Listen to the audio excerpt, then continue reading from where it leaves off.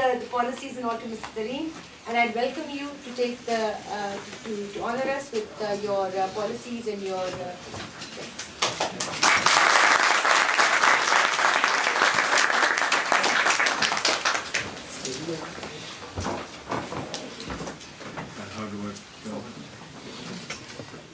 Sorry, can you also dim the lights a little bit? Fine, thank you. Bismillahirrahmanirrahim. I am grateful to Ms. Rabia Zia and the PTI members who are, together with Suez, has invited me into this very august university to give a little talk on what PTI's policy vision is and how we propose to go about doing what we promised to do. Pakistan has been around for 64 years, which is a long time. We are a nation of 180 million people. We are the sixth most we are the sixth highest population country of the world.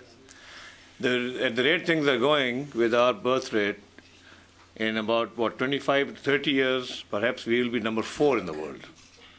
This is a sobering thought. And what have we done to ourselves and to our dear country is not something that we are very proud of, because the potential that is Pakistan has never been realized. Pakistan has had some kind of good governance for a short periods of time, and we have had 3 spurts of growth in which the economy has taken off, but always short-lived. This is the history of Pakistan, that whatever policies are made only result in growth for a number of years, and a regular long-term spurt of growth that is required for a country to enrich its people and to provide wealth for the economy has never been consistently done. So it's important that when we started looking at policy, and I have been doing it on behalf of for PTI now for about 4 months. So what is it that has happened in Pakistan that stops change? Why is it that no matter whether the People's Party comes into power or the PMLN comes into power or a military regime comes, nothing really changes down at the bottom of the pyramid? That is a scary thought, and over time things have deteriorated. People must have tried. There are smart guys in every government, in every party. We don't have a monopoly on intelligent people. So therefore, the most important part of my work has been an analysis of why. Why hasn't it worked? And so the diagnosing the problem, to my mind, is basically the first real step towards solving it. We'll start, ladies and gentlemen, today with economic policy, which is something which is ongoing for us in Pakistan. This is unfinished business, work in progress, but we have an analysis and the way forward that I would like to share with you. Then we will go on to rural governance, and 2/3 of Pakistan is rural, and there's some important lessons to be learned in how we may change the lives of people in the rural areas of Pakistan. We are also working on urban governance. We are working on education, health, industrialization, skill development, water resource management, agriculture, the works. But we are, in every subject, our intention is to bring change. So it's not so simple as just making a policy unless we know how to implement that policy and how will it result in actual grassroots change. So, हमारा objective क्या है? हमारा objective ये है कि the PTI government, if it comes in, our objective is to change, to bring a change in the lives of ordinary people on a daily basis. So we might have GDP growth of 8%, or a country might have GDP growth of 8% for 5 years, but if the people of the country, the poor of the country, the middle class of the country don't feel change happening, all this growth is irrelevant for us, we think. So this makes our life more difficult, but then difficult चीजें ही solve करने का मजा आता है. Okay ji, what we have done is, we have looked at, we have done what we call a politico-economic analysis of exactly what I was talking about, that why is there an issue in Pakistan? Why has it not been resolved? So number one, we suffer from long-term structural issues. It is not a 3 or 4 or 5 year problem. It is a long-term structural problem that the economy has. And mainly, in layman terms really, we have been living beyond our means for decades. And that's a fact. We have a very inadequate tax to GDP ratio with the rich not paying any taxes, or not paying much taxes. The economy has been bailed out time and time again by Western powers. We are in a strategic part of the woods. Every time we have had problems, for some reason, the nation, we have become the center of the world attraction, and we've been bailed out. And so, we have learned to take it easy and wait for the next bailout. We have a persistent and unsustainable fiscal deficit.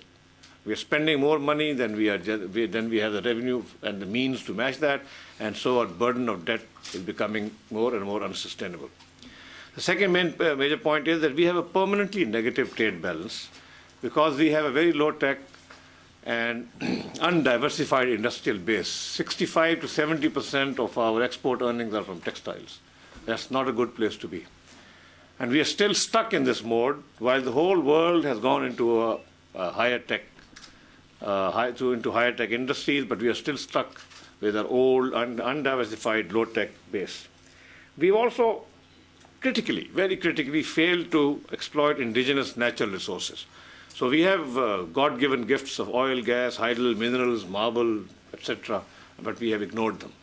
We have failed to exploit them. जो हमने अपनी wealth है, जो अल्लाह ने हमें दी है, we have not been able to exploit that. And the other reason for a negative trade balance has been that competitiveness of a firm or businesses has not been a priority. Too many of our businesses have thrived on government bailouts, on government subsidies, or on trade policies that how should I put this, that encourage rent seeking and not real competitiveness. And without competitiveness as a priority, firms cannot compete in the international world. Thirdly, we have failed to exploit agriculture. We have one of the world's largest irrigation systems. We have, great sun, land, water, we have it all, but we have not, we're stuck in a low yield scenario because we have never had adequate research. Our technology is outdated, our markets are distorted. So when you have a surplus, a price falls so much that the farmer still doesn't make any money. Agriculture credit is unavailable for the vast majority of the people. And we use our water, which is a very scarce resource, very, very inefficiently. So three main things that I've put up here, which are reasons for where we are. Fourthly, and all of them are as important as the other one, inadequate human capital development. We have underinvested in education, in health, in skill development, with the result that the demographic dividend that we have, the number of the young people in our population, which if put to use would be a great dividend for us, we have ignored them, and we have turned that into a demographic disaster with ill-educated, underprepared young people, not really adequate for the job market, and lots of them, and not enough jobs. Fifth, antiquated governance and management structures. Our hukumat, the way we govern ourselves, has not kept pace with the changing times. We are still stuck in what we used to do 40 years ago. We have very weak institutions, and we've never, ever reached a policy consensus. We've always been at daggers drawn about different factions talking about different policy mechanisms. And the government has not acted as a development manager, and just managing the economy is not good enough in this day and age. Finally, all pervasive corruption. Ladies and gentlemen, every year we have set higher records of corruption. Every year, and you know that from reports. And because there is no accountability. People make money, people disappear, people enjoy a huge lifestyle, and there is no money, and there is no accountability. They don't get caught. In front of our eyes, we have seen people who have made money through corruption, and they are still there, and nobody holds them accountable. So therefore, because of this, across the political divide, there has been very little pushback on corruption. People have just accepted it, and slowly over time, the public has developed an increasingly higher tolerance level for corruption. 20 years ago, you would not tolerate such corruption. People would hide if they were caught, or if the newspaper article came about their corruption. But now, it just doesn't matter. So we are getting used to higher corruption, unfortunately. And the mother of all problems, to put it all together, is the lack of political leadership, with the vision to know what to do, with the clarity of purpose, and the ability to change the status quo. That, to our mind, to my mind, to the PTI's mind, is the basic thing. This, ladies and gentlemen, is what we are challenging. Political leadership has been the monopoly of a few families. Constituency politics, where we all have to fight elections for, remains mired in local power systems and brotherly politics, politics of the clan, above politics of the nation. So what do parliamentarians do? Because of this system, they focus on ministries and symbols of state authority and patronage, because that increases the power base in the constituency. And all politicians' burning desire is to get elected again and again and again. So the constituency is the most important thing. So patronage is grabbed and brought into the constituency. And so therefore, across the political divide, I'm not talking about parties, I'm here, People Party, PMLN, same thing, ANP, MQM, all of them, basically the same thing, that if we are focusing on individual gain instead of collective gain. And this is where we have always gone wrong. And PTI, ladies and gentlemen, seeks to change this, inshallah. So here's the current economic situation. Not a pretty sight. GDP growth in the first, I've done decades. So 60s, 70s, 80s, 90s, it's like a yo-yo going up and down. Sometimes it's good, but the trend is terrible. And look at what happens when the People's Party government comes in. And we've, in fact, this People's Party flag has been put there by a young research assistant who works in Pakistan, and this was her addition. And she said, I insist that to show that look at what the People's Party government has done to this economy. So it has nosedived. It has nosedived. GDP growth nosedived. Look at investment. The red line on the right of your screen is the total investment, and the yellow line is private investment. It has never been this bad. Look at the dive that investment is taking. People are running away from Pakistan. Capital is leaving Pakistan. Nobody is investing in this economy. And this is right after the People's Party government has taken over, and a complete disaster, and it has never been at such low levels ever. Fiscal deficit as a percentage of GDP is about the worst it's ever been. Per capita debt, ladies and gentlemen, has doubled from when the People's Party government took over in 08 up to now. Per capita debt has doubled. Inflation is at double digit for I think a 60-month period now. Inflation has been in double digits. This has never happened in Pakistan history before. So these are change times. It is not business as usual that can be fixed very easily. On the right side of your screen, you will see what the prices or what they were on 25th March 08 and what they were on 23rd March 2011. Everything has gone up. For the common man, dal used to be 50, is 135. Dal moong is from 50 to 135. Beef from 170 to 320. I'm just picking different things up. Milk, everything. Wheat flour from 16 to 33. LPG, everything has become very expensive. The common man's life is in trouble. And, ladies and gentlemen, for those of you who have understood this, who know the word, we are in classic stagflation. Stagflation means that the economy is in recession and there is high inflation. Usually it's the other way around, but stagflation hasn't been around in the world for a long, long time. But Pakistan is today faced with stagflation.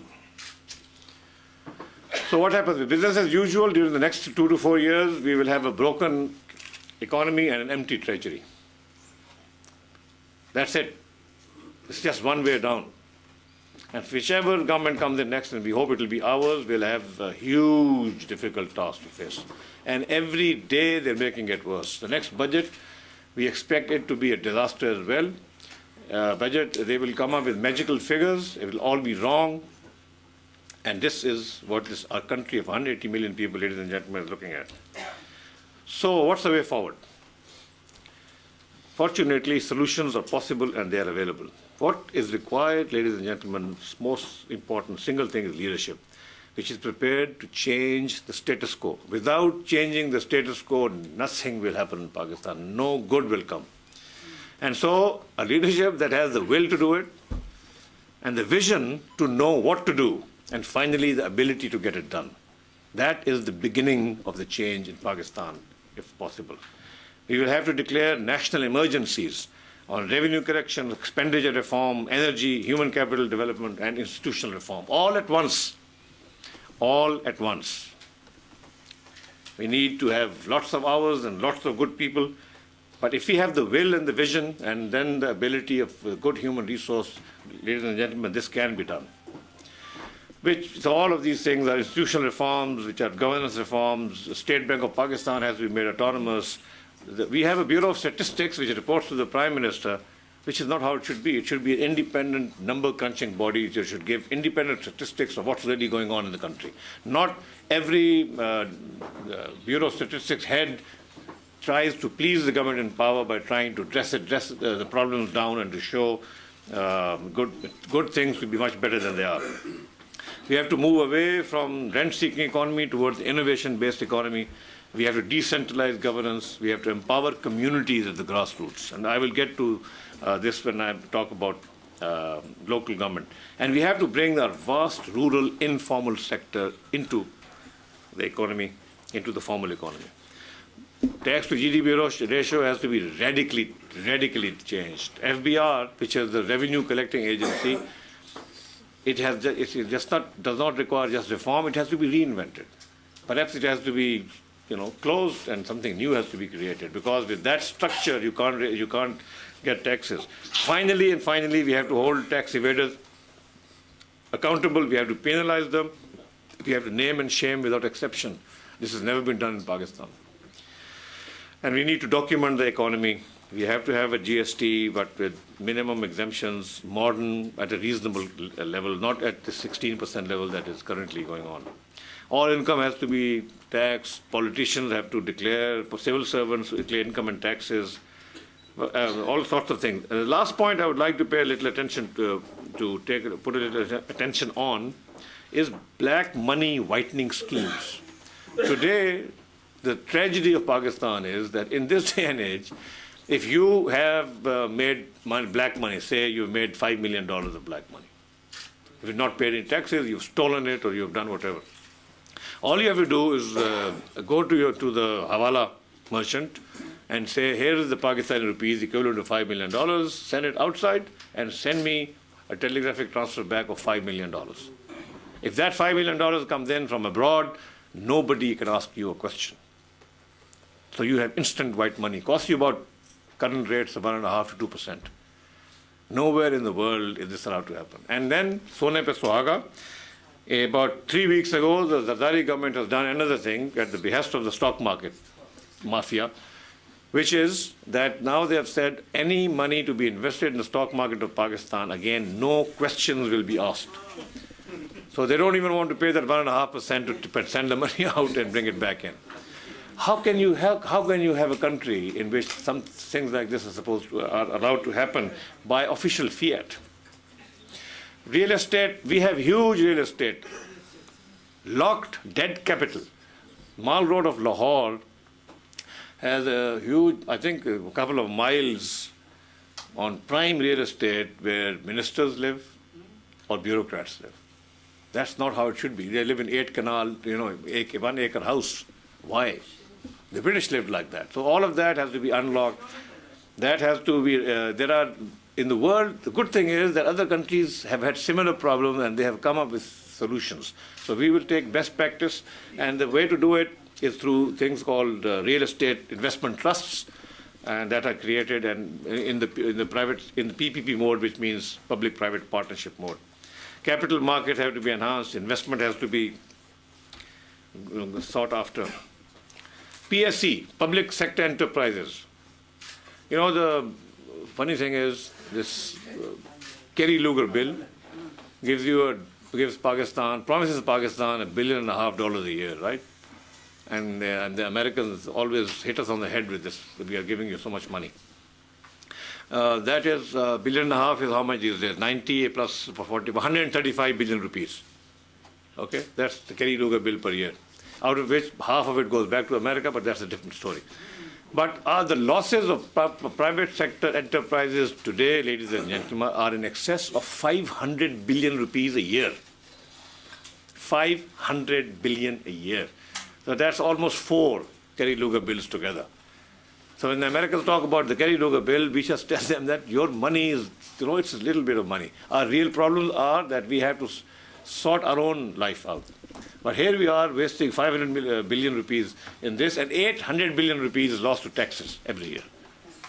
So 1.3 trillion. That's the scary nature of the problem. Anyway, but because of that, huge mafias have been created. So it's not going to be easy. If the PTI government starts to do this, imagine the vested interest that will attack us. And that vested interest, ladies and gentlemen, has already started to attack us. Through subtle means, through the different kinds of attempts through the media, but the attempt is on. Yes, the armed forces also must share in expenditure reform. If the whole country is going through an expenditure reform, so should the armed forces. And most important is the point on ending lavish government spending. The lifestyle of the Pakistani ruling classes, which is a lifestyle of pomp and glory, it has to be replaced with a lifestyle of simplicity. That is the first and foremost thing that a new government will do. And inshallah, PTI government will do that. All symbols of pomp, all symbols of pomp. The Prime Minister House, Governor Houses, etc., all of them will be turned into places for public use. Why should one single governor, who is basically representing the state and does not really have executive authority, live in a 80-acre governor house in the middle of Lahore, or for that matter in Sindh, or Balochistan, or Peshawar? Why? One man living in that pompous lifestyle? These were created by the British for their own purposes, because there was the Raj, and they wanted to impress the people of Indo-Pak subcontinent with their power, which, well, fine, up to them. But why are we continuing with that?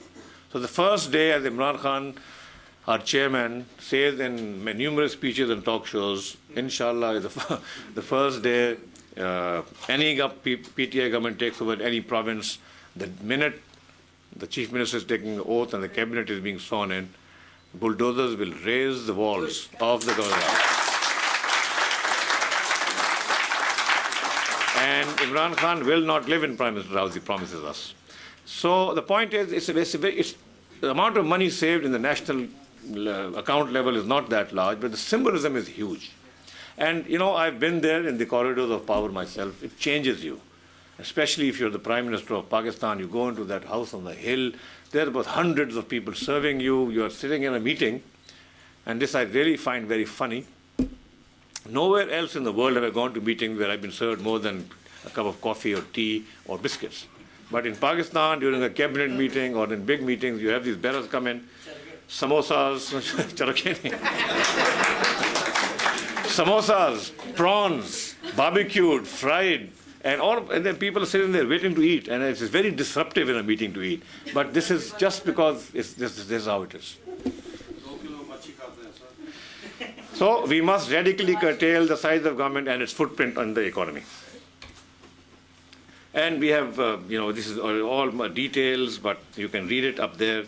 We have to reprioritize expenditure. We have to increase pro-poor spending. We have to develop indigenous resources, invest in research, agriculture research, focus on water resources. The agenda is, can go on and on for a long time. And also we have to initiate a private sector-led mega skill development program, which we are now, ladies and gentlemen, working on. We want to put 1 million youth in employable skill development at the end of PTI year 2. Very, very tough task, but we will try to do that. And we will not build bricks and mortar. We will fund students, not schools. We will let the private sector train, do the training. We will look after accreditation. We will look after quality, ensuring good quality, but we will fund students, inshallah. This will require a lot of money, but that money will have to be raised by ensuring that the leakages to the economy become less and less. Capital sector reform, Without a thriving capital sector, we will not ever have the amount of money available, the capital available to invest in Pakistan. So this is a huge issue. The next State Bank governor is working on this in detail, and we will present it when we are ready. But all of these things need to be done. In the world, things are done in this manner, and it can carry on like that. How am I doing for time? You have another 10 minutes. 10 minutes? Yeah. I need another little more than that, so I'll cut short a few sure. things. Okay, fine. Last slide on the economy. Within 2 years of a PTI government, inshallah, we would hope to return to GDP growth of 5% plus, restore fiscal order, which means and includes increasing the tax to GDP ratio to double digits. Ladies and gentlemen, we will succeed or we will fail on taxes, on tax reform. Interrupt and ask the audience to keep quiet while our speaker is talking. Thank you. Most important thing is to raise taxes. Therefore, that is where the money to run the country and to spend on the poor will have to come from. The inflation, we hope, will be reduced to below 10%, balance the payment stabilized, private investment back, confidence in the economy, and the energy sector with financially sustainable. And within 5 years, we hope to return to GDP growth of 7% plus, a tax to GDP ratio of 15%. Today, it's 8% and falling. And reduce inflation to under 7%, private investment to these numbers, employment to single digits, and within 5 years, ladies and gentlemen, we'll seek to halve the level of poverty that exists in Pakistan, inshallah.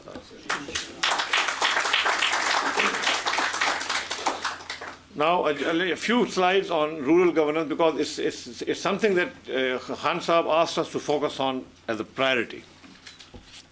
As a priority, because he actually believes in the fact that we have to get to the poor of the country, and 2/3 of them live in the rural areas. Okay, so what is our rural power structure? Ladies and gentlemen, a diagnosis again. An administrative structure created by the British for the British. It still continues. There was the rural elite that the British created for their own purposes, and I don't blame them. They were there, they had conquered the subcontinent and had to rule it. So they created a rural elite because they could not move the entire population of UK there to manage a huge country. And they created it and supported it for control of the common man. मसले ना हो, rural area में लोग quiet रहे, and the resources produced were to be appropriated, and that is how colonialism worked. So it was a centralized control system with a top-down approach. Unfortunately, the British left, but the rural elite continued to do exactly what they had been trained to do, what they had come to do over time. So politics in rural areas, even now, revolves around symbols of state power. So I want my own police SHO, Thanedar. I want my revenue officials of my choice. I want the patwari of my choice. I want the irrigation man of my choice, because that is where the power comes from. And the common villager remains a pawn in the game of power politics, votes sometimes, and that's all he does. And he has very little option. Now, on local governance, the thing is, all legislation has been under military rule, because the political parties of Pakistan do not want a successful local governance system, because that gives power to the common man. It devolves power down to the villages. It devolves power to the districts. It takes away power from the chief minister and the prime minister. So they have never liked local governance. Military government introduced these local governance legislation, but only for their own purposes. In 1959, a very important thing happened, that the military government of Ayub Khan introduced something called the Union Council as a basic building block of government. What that did was, it shifted power away from the village, from the organically developed village, and ignored tradition going back centuries, and took power and gave it to this thing called the Union Council, which was made of an area of 6 to 8 villages. All local government models after that have compounded the error and have taken the Union Council concept as taken for granted. Now, we want to give power back to the village, to where it belongs. And a village, or we call it a mauza, which is defined as a revenue concept, and called Deh in some provinces, Kili in other provinces, Kile in other provinces. So it is a recognized boundary, it has a name, it is a revenue estate, and it has ordinary one or more settlements. So 50% of the Mawzas of Pakistan have just one settlement. One village, one Mawza, same thing. And 20% have 2 to 3 settlements. So 70% is manageable within that. And 30%, because of the distance and because of the province involved, has more settlements than 3. What is our model? We will hold elections to the village. We will do away with union councils. We will give power back to the village where it belongs, where tradition has placed it, where history has placed it, where a sense of community exists. The union council is an artificial concept. There is no sense of community. A lot of you people will have come from Pakistani villages. If I ask you where you come from, you are going to tell me the name of the village. You are not going to tell me the name of the union council. There is no community there. The community is in the village, and we have taken power away from the community. We have ensured that the community does not act like a community. And that is the tragedy of Pakistan. So we will have open affiliate system, which means if 7 people have to be elected, 20 of them are candidates. Every person in the village votes. The person getting the highest number of votes becomes the chairman of the council. The first 6, 7, or whatever the number is, become members of the village council. And every 2 years, 1/2 councillors retire, and a fresh election is held so that the system is renewed every 2 years. After 4 years, the whole system, all of them leave, and new village council is elected. Now, what does the village directly generate? 46.7% of Pakistan's GDP is the commodity producing sector, all from the villages, all from rural areas. But the system gives no right to the village to receive a fair share of whatever they produce. There is no system. The system is of patronage, system is of discretion at the hands of the chief minister. We think that the village must have sufficient money as a right to maintain services and perform functions. So once you make an elected village council, you have to empower it by giving it finances. So it is a right, it is not something that we are doing it as a favor to them. A village must also have access to development funds as a matter of right. Every village must. Our system is wonky in the sense that the guys who win an election then get all the money and patronage down to their villages. The poor guys who have lost the election are ignored. This is not how it should be. It is everybody's right. It is nothing that you can do for just because somebody has more power. So, access to development funds as a matter of right, and decades of neglect of villages have to be created. And for the first time in Pakistan history, ladies and gentlemen, we will place public funds with the people of Pakistan, in the hands of the people, to be spent by the people, and as per their, and they will determine their priorities. Why should we, sitting in these cities, decide what village X must do? Let them do what they have to do. They will have, I will tell you how much money that is, and they will do it without red tape, which means they'll have a bank account. Okay, I have to hurry, so I'm going to go very quickly through this. Public funds, we think, belong to the people, and we can trust the people with them. It's much more trustworthy than government. We will give 500,000 per village to finance core functions for communal living. We will give 20 lakhs, 2 million rupees per village per annum for investment in infrastructure as per their priorities, which means in a 5-year PTI tenure, 1 crore for every village of Pakistan. Ladies and gentlemen, this will change Pakistan. And it's not that much money, it's only 125 billion, which is about 0.6% of GDP. And this will go to every village of Pakistan, inshallah. Now, this is very important. A village, excuse my little, something went wrong when we were finishing this. Every village will be a body corporate. With its own bank account, it can enter into a contract of provision of services. So what happens? Overseas Pakistanis, hey, where's your village? That's my village up there. I want to go help my village. You don't have to ask the Prime Minister, the Chief Minister, any bureaucrat.